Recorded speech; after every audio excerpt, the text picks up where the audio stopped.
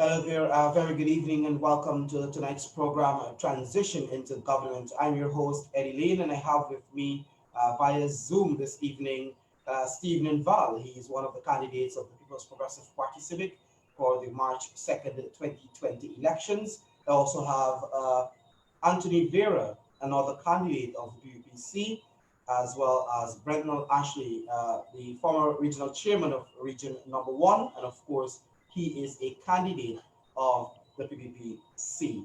Gentlemen, good evening and welcome to tonight's program. Good night. Good evening, and thanks for having us on the program, Edward. All right, so I know the figures are now public. Everyone knows the results of the March 2nd general and regional elections. Yes, good evening. And I think they recognize that the People's Progressive Party has won those elections by 15,416 votes, to be exact.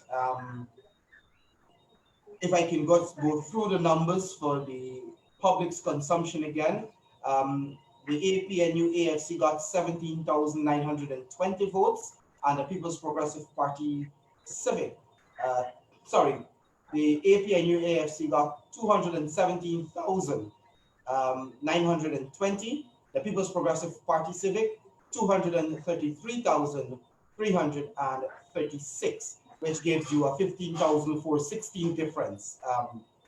We have completed the recount. We have completed the verification of the 10 administrative regions, or what we call the 10 electoral districts, with regards to those results. What is left now to be done is really for us to move to the other stages of the process, which would be the chief elections officer preparing his report, and then that goes to the commission, etc., etc.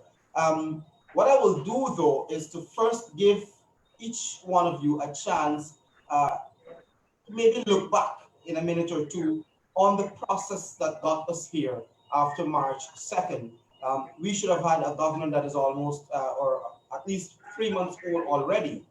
The fact of the matter is we're still here to have an official declaration. So maybe we can look back at the process briefly before we get into tonight's full discussions.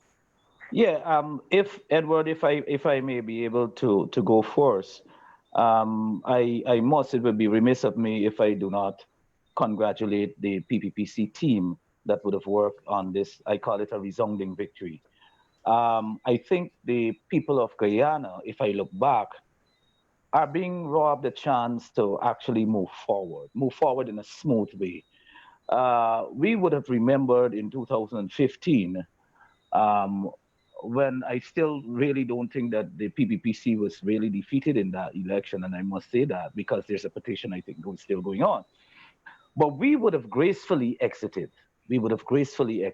Now the shoe is on the other foot, and we find that every single day, every single week, the goalpost is being shifted.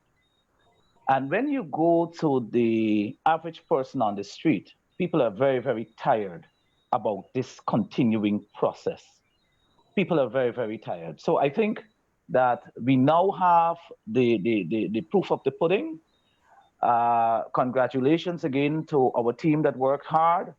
And I think the knee needs to be moved from the neck of the Guyanese people. We have suffered long enough, and we will die of asphyxiation if this continues. So we understand where it is, we understand the processes, we understand that we have won. It is time to move on now. Tony. Good night, viewers. I have to say again that 2 months ago, I wouldn't have believed we would have gotten to this stage. So it's taking time, and it is very laborious, and it is very depressing, but in fact, it is progressing. I wouldn't have given a plug nickel to see us arrive at this point, having made a declaration whereby we have exposed Ringo's transgressions. We have established that the PPP, in fact, have 15,400 and something votes. 15,419, is that what you said? 15,416. Yeah, well, I have, yeah. So it's making progress, but no, we have this other spurious, ridiculous matter of dead people and migrated people voted in the election to the tune of 80,000. I don't know where this number of 80,000 comes, but it adds a new dimension to what was already a very ridiculous situation. And one can only say that whoever would believe something like that, well, that's their problem. It boggles my imagination that anything like that can be done in a system which has been described by many of the observers as a very comprehensive and robust system, and would be impossible for, given the photographs on the place of poll matching the persons actually voting, it'd be impossible for it to go totally unnoticed until now. And most of the claims, they come up with 200 names, and you find people saying that they were actually in the country and voted, and they show their ID cards. It's repudiating all of the nonsense they're putting forward. But then they're being helped, and this is something I have to say, because I was just looking at HGTV, and they have a newscast where they're alleging that they interviewed random people in the public, and they produced 4 people speaking, and 3 of the 4 is saying that the ranger must be sworn in. They only found 1 man, but if you collect 10 names or 10 interviews with 10 different people, you are obligated by fairness to report what the majority of them said, and the bias with which the majority of them said. You can't just hide of 7 people interviewed, you hide in 4 of them and only showing 3 who said they won. So that's the kind of mischief they're up to. They're actually going around telling people that they won, and that the PPP has conspired with GCOM, of all the things to accuse them of conspiring with GCOM, which is totally compromised in favor of APNU.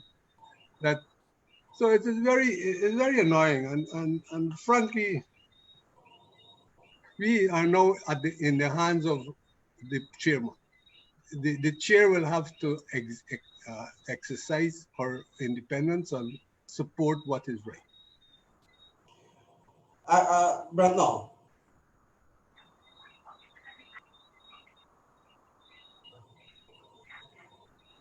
Thank you, Edward. Well, to begin with, I the patience of the Guyanese people, noting of an election that went smoothly and fairly on March 2nd, and it's very much annoying to the very people who would have celebrated twice, saying that they would have won these elections, now coming out to say that the elections weren't credible. And so it's beyond the definition of being hypocritical. They know exactly what they would have done, because as we know, the declarations that were made prior to now in the 9 regions except Region 4, we had no problems with them until we reached to Region 4. And then some way Mango waved the magic wand and gave some numbers that would have seemingly allowed them to win the elections. But in this modern time and age, you cannot, in front of the Guyanese people and in front of the world, try to rig an election. This behavior, this display of these persons on the APNU AFC side would have conformed the things that us, the young generation, the youth of Guyana would have been hearing about rigged elections prior to 1992, that is now coming to the floor. And when you speak to young people across Guyana, and even in this region that I belong to, you will hear them clearly stating that they want President-elect Ali to be sworn in and the PPP to take a seat of government and ensure that the commitments we've made in our manifesto while we were campaigning, that it starts to be implemented, because for too long, for not only the last 3 months, but for 5 years, the Guyanese people would have been shortchanged with the idea of having a good life. And instead of that, they would have had tremendous hardship reaching them, ranging from unemployment, ranging from the social programs that the PPP would have implemented in our tenure in government. And we would have made such a commitment while we were campaigning to ensure that those social programs are returned and even become better, not only for the persons of one ethnicity or for one particular region, because oftentimes during the tenure of the APNO AFC government, we believe we probably thought that similarly Guyana was Region 4 or Georgetown specifically. And so what transpired from March 3rd, when we know that they knew that they would have lost the elections to now, is a set of mamagizing or shenanigans to say that they don't know how to come out and accept that they were defeated and to concede. And that's what they need to do and to ensure that they demit and so that Guyana can move forward in its developmental path, because Guyana definitely will be a prosperous nation with the right type of leader, and that is the right government, and that government is going to be led by Dr. Ali in a matter of days from now. All right. So I want us to spend some time to talk about moving this process forward. We have completed one phase, like I said initially, that is the recount and tabulation and or certification of those regional, the ballots from each region. Simply, we got an idea of what exactly were in those boxes. To move forward from this now is obviously for the Chief Elections Officer to prepare, to put the matrices together to prepare his final report, which will have the regional breakdown for each region, the breakdown for each political party, and for that report to be sent to the commission where we expect a declaration. But what we've been seeing happening, the misinformation, the propaganda, is people like Harman and so on talking about tabulation is not verification and not certification, and all sorts of foolish statements coming from, and clearly it's because of the fact that you have a group of people who are desperate to hold on to power. Having known the numbers since March 3rd or March 4th, the latest, tried every trick in the bag, and they were unsuccessful. You now have them coming up with all sorts of statements. And as we go down, I want us to discuss some of these statements that they've been making and so forth. But this is where we are. You're hearing that there is no confirmation that the PPP won the elections, and there is no way you can refer to Dr. Irfan Ali as president-elect. But I want to share, before I indulge you, I want to share Article 177 2B of the Constitution, and we're going to have some discussions around this.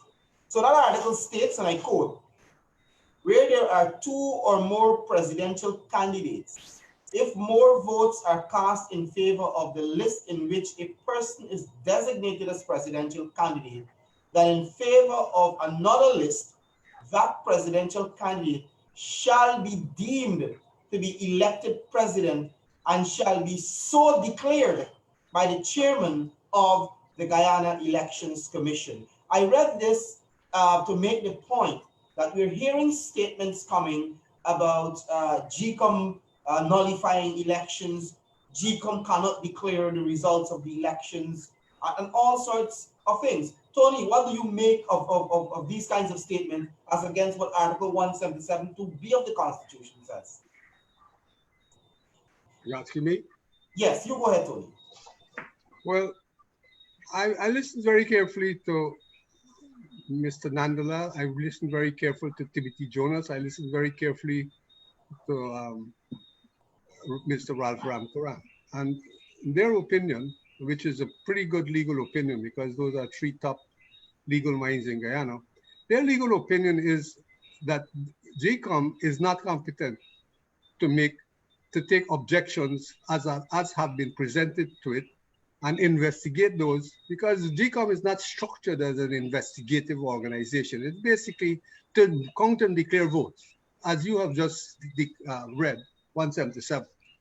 So that is my opinion. My opinion is that if GCOM does what the GCOM is supposed to do and stick within the four corners of its constitutional mandate, it has no choice but to declare the numbers that we heard, which is the win by 15,000 votes. They have no option but to declare it. Anything else that they do will attract sanctions. In Venezuela, for example, given a clear situation like this, which has happened in Guyana, in Venezuela, the American government doesn't recognize Maduro as president. They recognize the leader of the opposition as president. Edward, if I'm allowed to just add to a little what Tony has said, the time market has closed. No one can buy any more time. And this has been, since the no confidence motion, you would have found that the government, the APNU party, AFC, has been trying to buy time in every single thing that they have done. That time is over. And as Tony rightfully said, there's a structured way in which GCON can work, and there's a way in which they cannot work. They are constitutionally bound to do a job in this way. And I think what is happening now, because of the fact that the APNU AFC has been caught with their pants down, their bag of tricks have run out. Now, there are not many other things that their bag of tricks have run out. Yes, of course, it has. Because as of March 3, it was full. And they started using and using and using. And then people started expecting these tricks and knowing how to deal with it.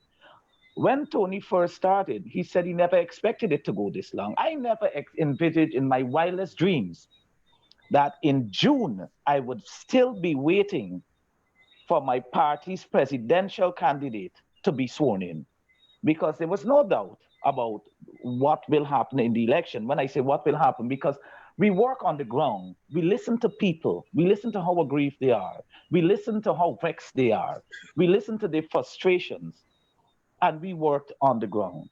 And to have a party try to switch this up with a bag of tricks, it will not work.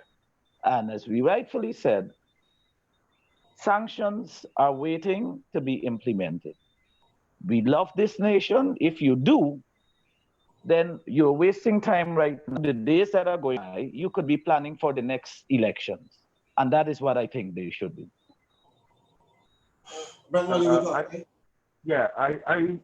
I want to say that it's very much heartrending to know that the AFC would conveniently utter that GCOM is an independent body, and yet on the other hand, they're telling GCOM what they should or should not be doing. And so I would want to say that GCOM as an independent constitutional body should carry out its mandate, as Anthony would have said, within the realms of its constitutional mandate. And so that we have had the national recount done. We have all, and the only thing that GCOM should be doing right now after the is to put together his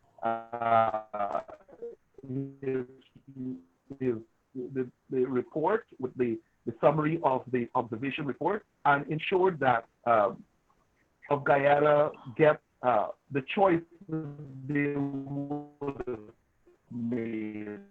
Let the will of the people be respected.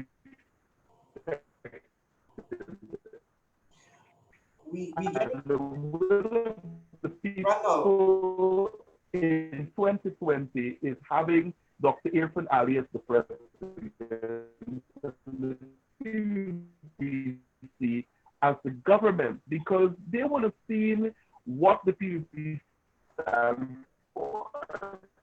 They would have seen, and we all knew. Yes, hello? Hello? We seem to be getting some serious difficulties there with your audio right now. We can hardly decipher what you're saying. Yeah. Maybe because of You hear me, ready? maybe because Hello? of location. Yes, maybe because of location, we're getting some challenge with your audio, the internet connection. But Okay. to add to what Bretnell would have said, and both Steve and Tony, is that the laws are clear. The Representation of the People Act is clear, and all the other laws governing elections and the functions of GCOM are clear. GCOM's primary role is to administer the elections and to count or tabulate the votes in the elections and to And be clear. declare the results. That's right. Whichever party got, that is their primary role. Parties are allowed to have a recount or what we call a final count. We have gone through a final count. Now that we have completed the final count, what GCOM is required to do is to declare a winner. Declare votes cast for each political party across the country, and based on the numbers, then we know who exactly wins the election. The nation, the world already knows that the Progressive Party has won the election. Therefore means, regardless of what, GCOM can only, and if you look at Article 171 2B again, what the very last sentence there said, or let me read the entire thing just for clarity. It states where there is two or more presidential candidates, if more votes are cast in favor of the list in which a person is designated as presidential candidate, than in favor of another list, that presidential candidate shall be deemed to be elected president and shall be so declared by GCOM. It didn't say that GCOM should nullify the votes his party received. It didn't say that GCOM should investigate the votes that his party received. It says that GCOM shall declare that person as the president. Dr. Irfan Ali, the list of which Dr. Irfan Ali is the presidential candidate, has received 15,416 more votes than the list that came in second, which is the APNU AFC. So the law is clear. It's quite simple. But it's even a little to add to that, Edward, is that you have a place whereby all of your objections can go. That's an election petition. You have that. So to two times to say that you have won, and now the recount, and you're saying the same election that you have won is now fraud, then it's being very disingenuous of a party. And I'm saying this is now trickling down to your supporters. This nation is crying. This entire nation is crying. This entire nation needs to be nurtured. We're going through two crises right now. And to have people be so uncaring and self-centered, because it's just a few. It is just a few. To be so self-centered as you will take this nation, advantage of this nation, I would want to say, just to suit your own personal interests.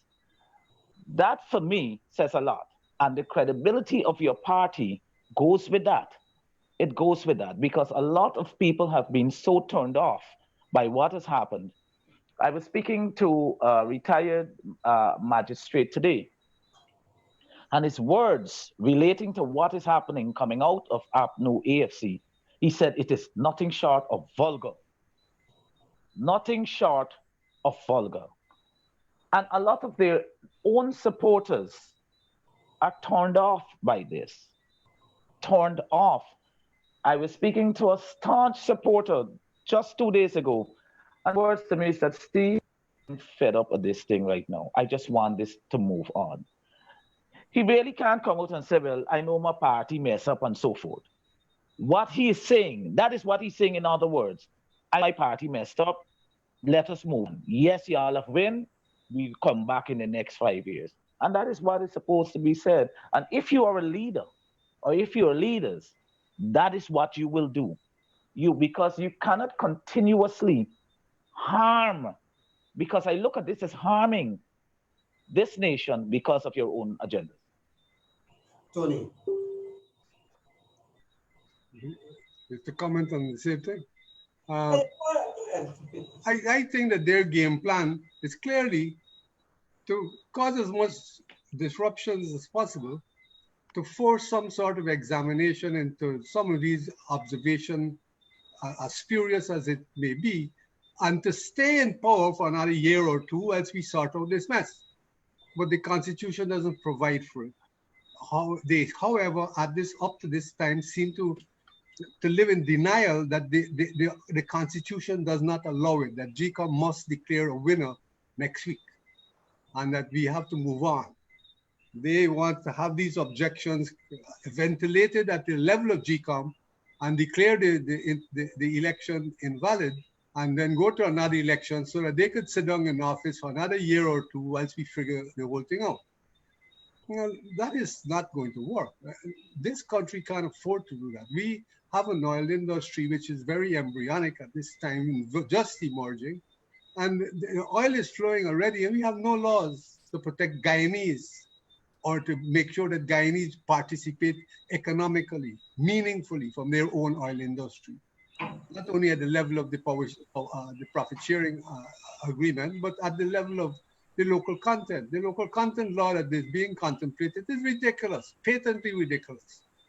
So we have to move on. So next week, I don't see how GCOM could escape from making the declaration which they are supposed to do legally, which is to declare a winner. And in this case, it happens to be Dr. Finale. But Edward, if I can just coming for a short minute or so. If you notice how these goalposts have been moving, you've had demands being made on GCOM by agents of the APNU AFC. GCOM must answer us by Friday at this time. You've had that. You've had about talks about the discipline services and their votes. You've had allegations about dead people voting, people being out of the country whose names were scratched. And every day you have persons coming up and say, well, listen, my name was on that list that was sent by the police, and I was here and I voted at this. And it is going on and on. And it becomes ridiculous.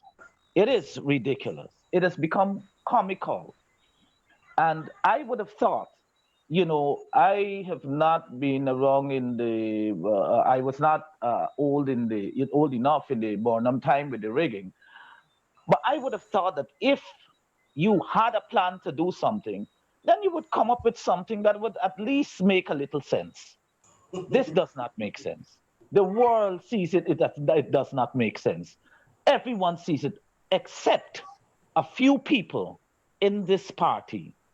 And I'm saying again that this country is tired of this. We have to move on. We need to move on. And we will move on. They see it. They just don't want to accept it. There's a big difference. They see it. I'm sure they see it. They're not stupid. They just will not accept it. But they need to. What they need to realize is that they are all left alone, and will be isolated. Right. That's right. Because every other political party that contested the elections in this year agreed that the recount process was fair and credible, as well as the statements of poll of March 2nd. That poor guy has problems with his They audio. were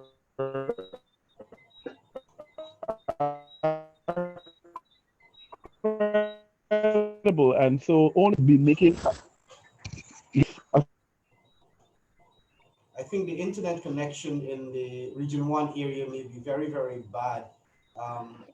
So it's we can hardly understand what Bretnell is saying. But the point is, and I think if I can pick up from where he would have left off before we move on to some of the other issues that we have to address, is that it is only the APNU AFC, and I think, Tony, you made the point that they knew Yeah. as at March 3rd, the Third. latest, Yeah. Yes. that they Yes. lost elections. They knew the Yeah. numbers because they claim that their SOPs match Mingo's numbers. But we haven't But none seen are those shown. SOPs. No one has seen that. Indeed, We no haven't one has seen seen them. that. You And if you know, have won, then you would want to put it out for everyone obviously, to see. Yeah. obviously you're gonna present your, and I always use this example. If I win the lottery and I show up I at the gotta Ghana present the Lottery ticket. Company, hey, I won the lotto. They say, where is your Where's ticket? the I say, ticket? I ain't showing you my ticket, but I want the money. It is the same thing. It is the Yes, same indeed. thing. You claiming It you is. won the lotto, but you don't want to show the SOP, which is your ticket. You All know? right. And that is the Okay. problem that we have. So coming back though to what has to happen, the reality is Mr. Lowenfield has to put the matrices together, get the results together for the various parties, do a summary of the observation report. And I want to make the point that nowhere in the order does it permit Mr. Lowenfield to insert his opinion and to make recommendations. But We it's very know that Mr. straightforward. Lowenfield is compromised. We It's know very that straight. Mr. Lowenfield is compromised, and if he has to Yep. make recommendations, we all know what those recommendations will be. So he has to do that, submit that report to the commission. The commission may examine, have their discussions, their debates, whatever. At the end of all of this, the Guyana Elections Commission, through its chair, Madam Justice retired Claudette Singh, can only do one thing. That is to declare the results of the elections, the votes for each political party, observation reports, and the frivolous, baseless claims of fraud and irregularities. APNU can put that together, put their battery of lawyers together, like Boston and Bassett Williams and the others, and they could head to the Supreme Court. You know, they could put those brilliant legal minds that they have there to head to the Supreme Court. I think they understand that too. I think they very much understand that Mr. Lowenfield does not have a lot of elbow room, but it still baffles me, and I'm still perplexed as to having known all of this, that you can still be masquerading and still be selling this sort of rhetoric to your constituency. And for me it tells of something underlying, something greater that is underlying. And I would just hope, for the sake of their constituency too, that they can just straighten up and fly right. And that is not something that is usual with the APNU AFC.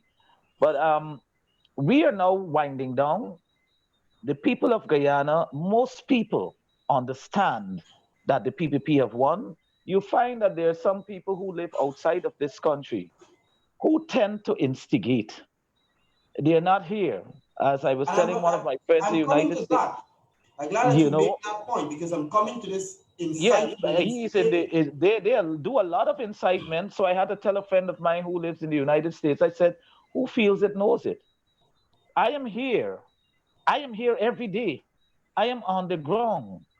You way up in the United States and you're throwing your bricks, you know, because of the fact that you really don't even care what happens through all of this incitement that you're doing. So we have to be extremely careful, because so many things can spin off from this sort of rhetoric. So many things can spin off from you not wanting to accept what it is for your own agenda, and you've trickled that down to your constituency. So I'm very glad that the president-elect would have met with the commissioner of police today, and certain things were hammered out, and they had certain discussions as it relates to that too, because law and order needs to be upheld in this country. And from what I'm seeing is that some persons don't want that to happen. But what is happening, before I bring you in here, Tony, what is happening? I'm happy that you raised the point about inciting because we recognize that a lot of racial statements are being made. and on both sides. And we, through our general secretary, uh, did say to our supporters, look, don't be don't get caught up in the racial and racist comments that are being that you push to the level and so forth. You look to the future. You have won elections. You're about to embark on exciting times ahead of us with a young, vibrant president and a team that is filled with experience and ideas to take our country forward.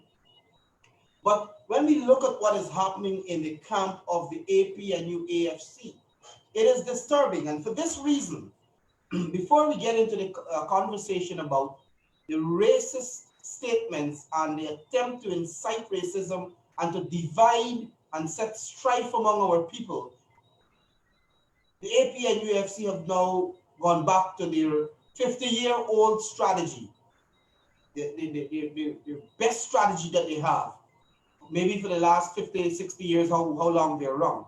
And that is to try to use racism as one of their tools, to divide and to put our people against each other. I want to play this video for you guys before we move forward with our discussions. I'm trying to get the video here, guys. So I want you to listen to this. To me, nothing so fire. 83 votes have been null and void, appreciated for wanting our 6 digit stamp. So the people in Sophia, their votes are not important. You could just print off on the car or print on the side, not important. Brand of racial injustice had me really enraged.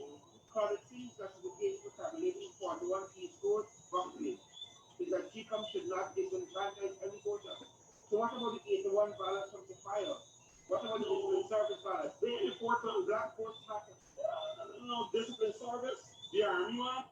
So you heard that. These are people who are supposed to be representing a political party to try to create the scenario of the people in Sophia who are predominantly Afro-Guyanese, that their votes don't matter. But the people on the East Coast who are predominantly Indo-Guyanese, their votes matter. And to incite that the discipline services, and it's the reality, we have to face it. The discipline services is predominantly Afro-Guyanese. To say that their votes are not being counted and to come up with an ugly statement like black votes matter, it is to incite people. It is to put one ethnic group against another. And these are the things, as you mentioned, Steve, that when the president-elect met with the commissioner of police today, this is one of the issues that were raised, where people are trying to incite and to create strife and to put our people against each other to somehow lead to maybe violence. I hope not, after the official declaration. Having recognized they lost elections, this small cabal is now attempting to use the Guyanese people, to use race baiting as their next strategy. Tony, I'll take you here first on this one. No, I totally agree. That's exactly what the game plan is. They have executed what is, to all intents and purposes, a military coup d'etat. They could have denied it as much as they want to deny it, but the only reason we're sitting here having this discussion about this huge wait between March 2nd and now was because of two things.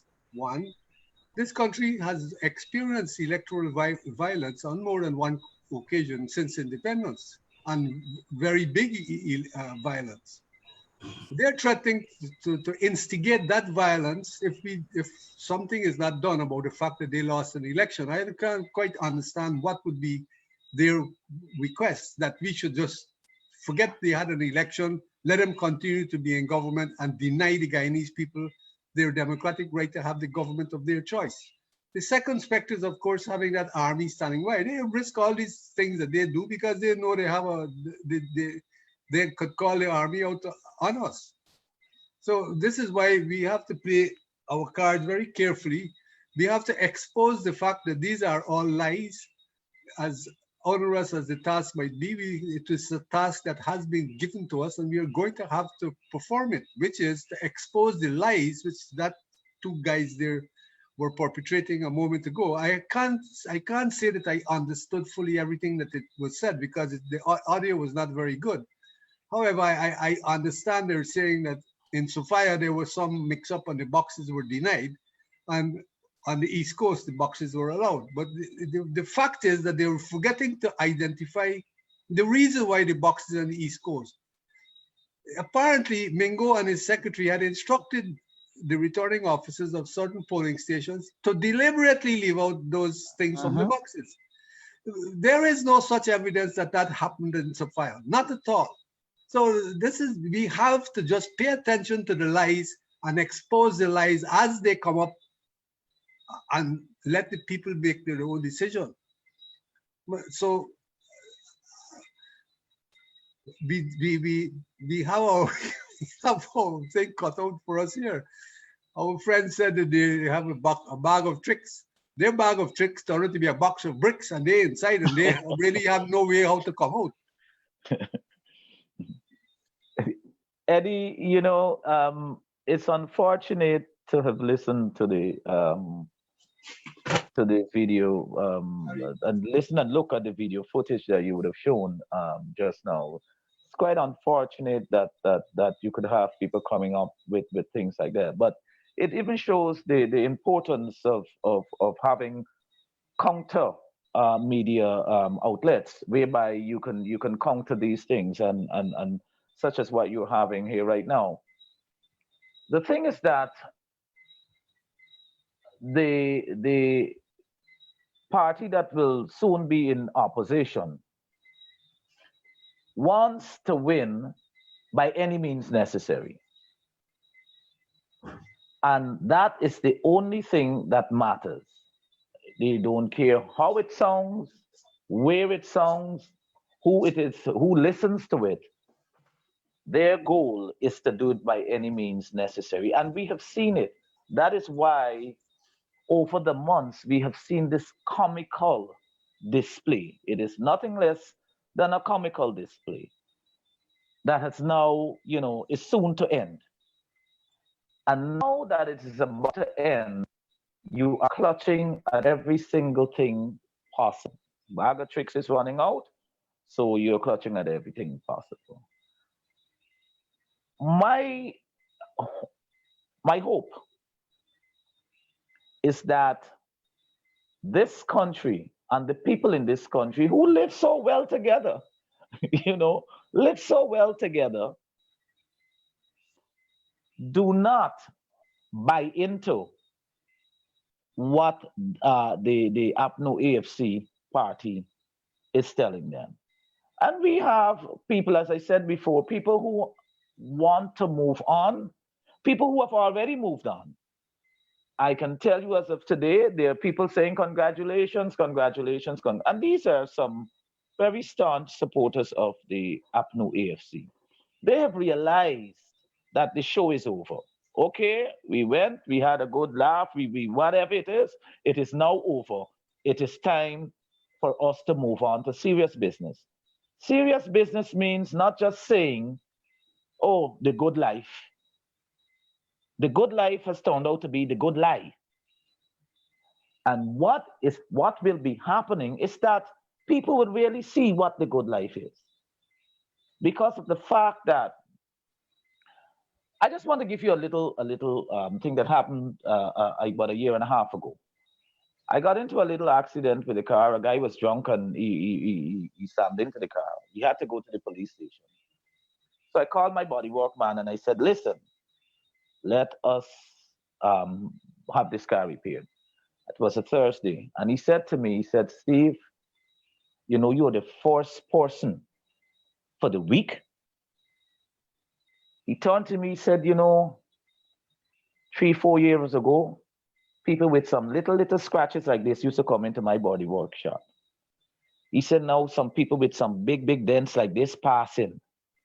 And his words to me, as God is my witness, he said, Steve, give me back your party buy. And he didn't have the price. I vote for the APNO AFC in 2015. He said, give me back that party because you know what?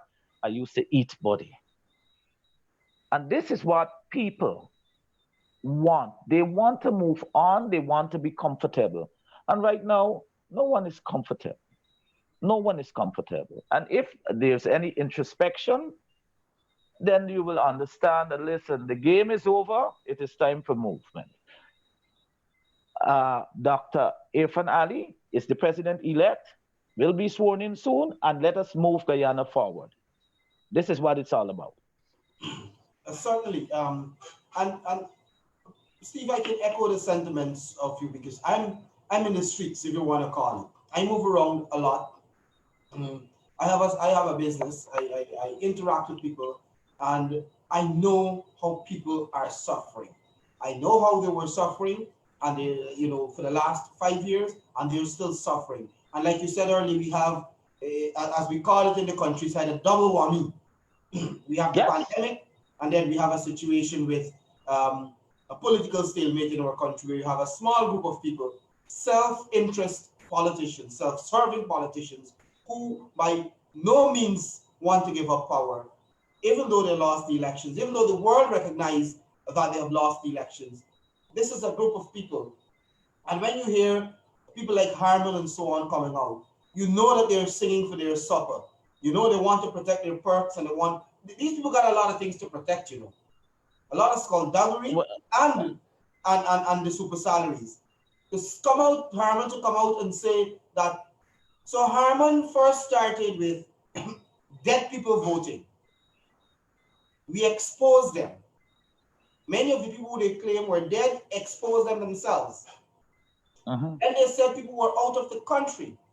Then they realized they're going to have difficulty proving that a man has left the country when he can simply produce his passport to show that he was in the country and there is no stamp. They changed that to out of jurisdiction. Whatever that means, we don't know. Then they moved from that and they hang on to documents missing from boxes and, poll books. I was talking to a guy on one of the radio stations in the New York tri-state area last night. And a gentleman talking about poll books missing from ballot boxes. Poll books don't be in ballot boxes. So they manufacture these irregularities as they go along. And as my good friend Sanjeev Dattadin says, it's like throwing mud at a wall, hoping that something sticks. So then the 29 boxes on the East Coast, where Mingo, through his DROs, instructed the people to include the documents. And I maintain that those instructions are Mingo's instructions because one of the DROs came out publicly, several of the POs came out publicly.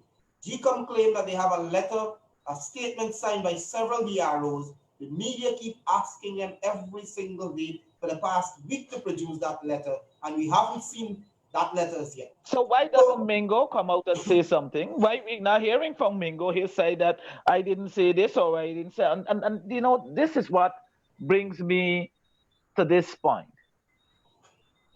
Your complacency, your overconfidence has brought you to this stage. And as you rightfully said, you are now manufacturing things as you go on.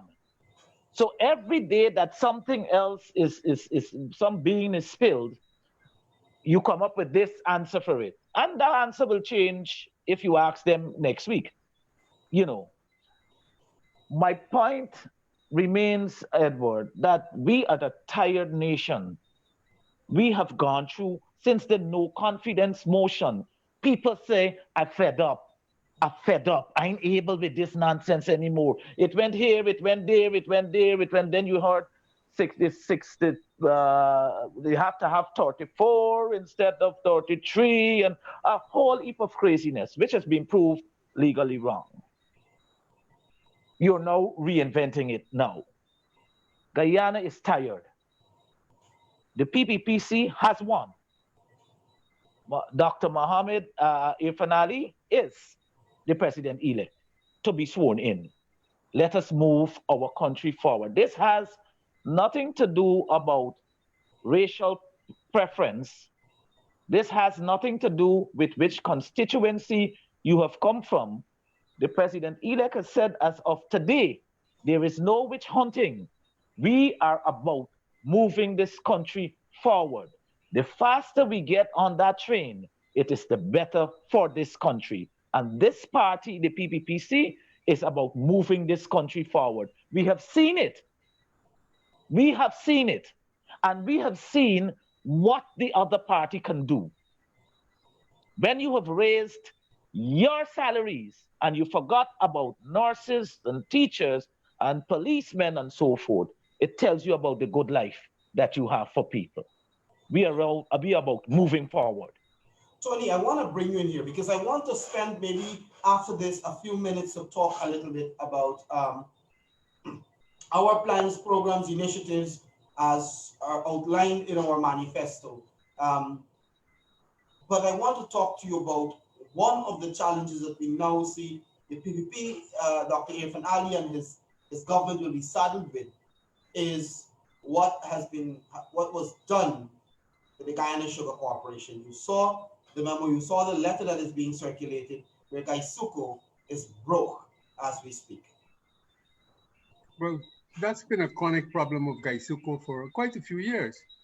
I wrote this morning about some of these things because I think that one of the reasons why I was asked to participate in this process is because I will have something to do with Gaisuko going forward. But let me give you one small example of how far down Gaisuko has gone. When I went on the board in 2015, 2016, I had asked for the yields of the various plants, ratoons, and so on. And I discovered a very strange phenomenon, which was that the fields didn't seem to benefit from plowing in any big way. That the plant fields had an increase in yield and not the rest. You know, for ratoon it went down very big, and in the past we used to see that some return of. So I went to the fields. I asked the board to give me permission to go to the field and examine what they're plowing and so on. And I discovered the tractor was pulling the plow, and I looked at Sangster, and who was the agricultural man. I said, well, why this plow? This was in 2016, the first part of the year, which was very dry. It wasn't wet soil. I told him, this tractor doesn't seem to me to be doing any capable of pulling that plow. He said, no, that's the right tractor for that plow. 180 horsepower tractor, 180 horsepower plow. When I came home the night and I sat down and I started to think about it, and I opened my documents to check it, I had the paper from the plow. I'd gone to Jenny Quip and I got the thing. The plow, yeah, the plow requires 180 horsepower, but Gaisuko was pulling it with a 180 horsepower tractor. The tractor, when you take out the amount of power it uses to walk, the amount of power for the alternator, the amount of power for the water hooter, the hydraulic pump, is 120 horsepower tractor because 60 horsepower gone. And these fellas didn't understand what it was doing. They didn't look at the tractor and see that this thing can't pull. Gaisuko has to diversify. I had done some calculation in 2015 when we went to the Commission of Inquiry. My submission was that it seemed to me that we were producing sugar from our cane, and in fact, we should be producing ethanol from the cane. I showed that economically, we would actually double our income per acre, but that ultimately Gaisuko would have to diversify to something else. So I have some answers which can't be extrapolated at this point in time because the time is very short. But I do have some answers for Gaisuko, and I'm saying that Gaisuko is competing with Australia and with Brazil. Those two places don't have the kind of rainfall which we have. We have 100 inches of rain coming at 2 periods in a year, which is very, very unique. Very few countries have 2 rainy seasons in every year. In Trinidad, for example, the rain starts to fall in October and it goes on until around March. The rest of the year, from March until October, it's dry. Brazil, same thing. In Queensland, Australia, which is one of the best sugar producers in the world, their rainfall is 23 inches a year, not 100. And then you have low-lying land and only could drain when these cocos are open. So Gaisuko has inherent problems which cannot be resolved because we can't mechanize it, and therefore we have to use our initiative and think outside the box and introduce something new for it to do, which could be more in keeping with our climatic and land situation. So there are answers, and I'm sure I have the answers. We brought experts from the US when I was on Gaisuko board, and they agreed that Gaisuko has the potential to be a world-class aquaculture operation. And last year, for example, in the world, the entire planet, more fish were consumed, which were grown in farms on land and from wild cats in the ocean. So it's becoming a bigger industry than the sugar industry worldwide. So the answer is not to continue with sugar, but especially now with those fellas have lost track of what their technology is to grow sugar cane. So you would have to work on the management of Gaisuko. And some of the corruptions in Gaisuko also, I have to tell you, from what I saw on that board, it's frightening. All right, we probably leave that for another discussion, but we have probably about 5 minutes or so to go. I want us to talk a little bit about our plans, programs, initiatives. As we move forward, we're transitioning into government, and we expect by sometime next week, Dr. Irfan Ali will assume office officially as the president of the Cooperative Republic of Guyana. We have made, and as Joe Hamilton put it today, we don't want to say promises. We have made commitments to the people of this country. Let us talk a little bit about those, Steve and Tony, quickly. Let us talk about our housing drive, what we have to do. Our economy is in really, really bad shape at the moment.